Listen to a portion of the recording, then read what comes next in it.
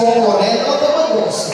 Sa husay at galing di lamang sa likod ng tabing ng kamera, tunay na may puso sa kaniyang paglilingkod. Para mang may tuturing, ngunit sa pagseservisyo niya ay handang-handa na rin. Ang magiging boses ng kabataan, palakpakan po natin ang aming Youngest Choice Councilor Joaquin Domagoso. Hi! Hello! Grabe po, yung dibdib ko ang lakas po ng lubog. Sa dami-dami ng panahon na umakit po ako dito sa entablado lang, hindi ko alam ba't kinakaba ako ngayong araw. Sorry lang na.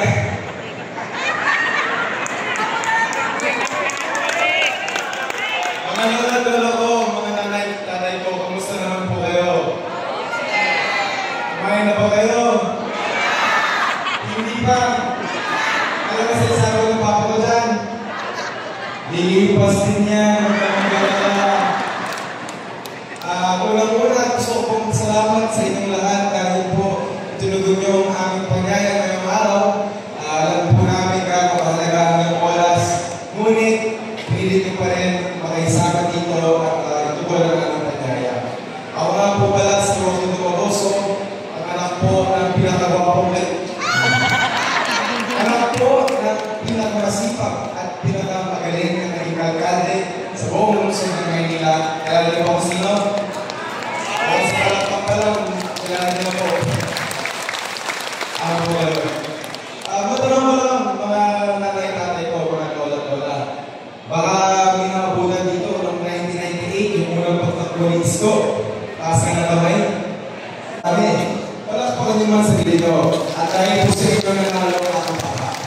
Ano po ba? Dahil sa tulong nyo, si Papa ang naging pinakabawang konsehal.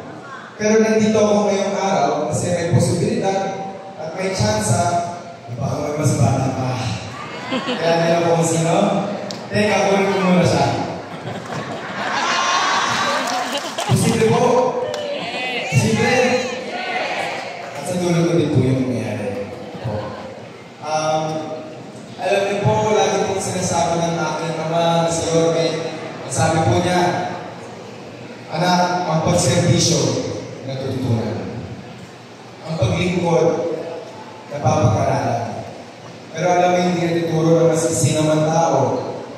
Magulang mo, kaibigan mo, kapatid mo, jawa mo na eh. Jawa mo. Iyan po ang pagmamahal mo sa kapwa mong tao na hindi na ituro ng masisina man tao. Kundi po, nagagaling talaga sa kalooban ng puso mo. Tama po ba? Kaya po, lahat ng nakikita nyo na gagawin ko sa future, wala po pumilit sa akin. Lahat po yun, desisyon ko. Gusto ko lang po kayo ipaglingkuran ng buo, ng tapat, at ng mabay. Kaya po, yung itong trabaho public service na nais ko po hinihingi sa inyo, alam ko po, mabigat po yung pinapasukan ko. Mahirap po talaga. Marami kang kailangan sa sakripisyo. Sakripisyo na oras para sa inyong pamilya. Tama? Pero nasa ko po yun bilang anak. Buong buhay ko, naranasin ko na laging wala si Papa sa aking bahay. Mag-iisip po ako, pumunta ako ng school, si Papa, paalis na, o minsan, nakalis na rin.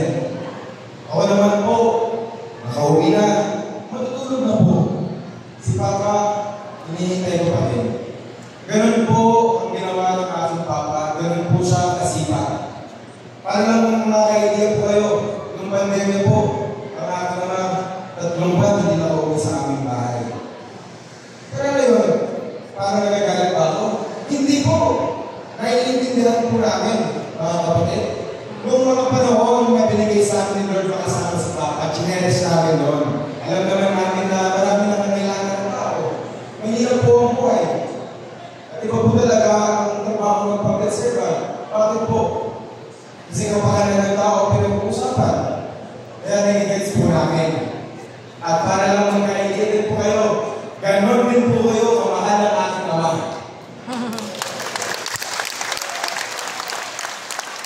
O may pa naman, Pakumi.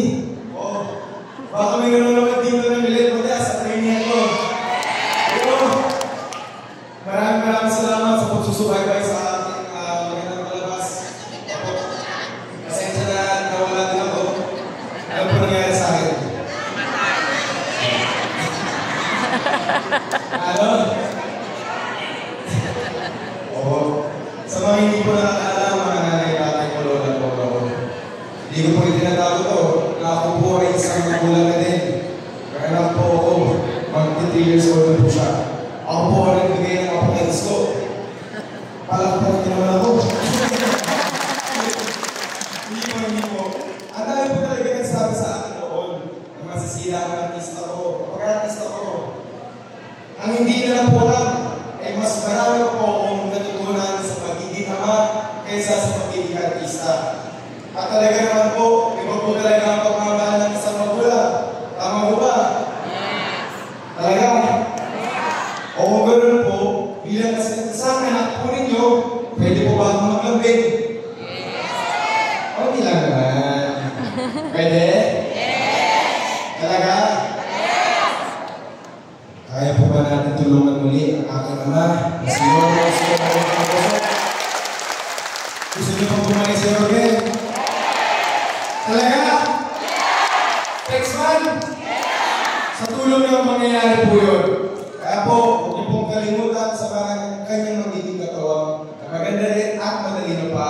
Si Vice Mayor Chief Atienza, ang ating working congressman, pogi at masipag din, nakita niyo palagi, si Congressman Perkins Junior, at syempre, magiging sundalo at kaagad po si Consero. Ayan po, mga Yorvish Choice ay papakilala ko ng proud to say, Consehal Ian Bansay Nieva. Consehal Dr. Ian Alfonso. Our number 1 counselor, Jesus Tagapagdududo. Chairman Bobby Hernani, kung nasan ka man. Siyempre, na-action Colonel Joey Bayo. Ang iyong lingkod po sa Huwag Tumagoso, huwag din pong kalimutan din. Hanggang po ang servisyo para sa inyo. Ako, kaya mabilas na po kayo dyan.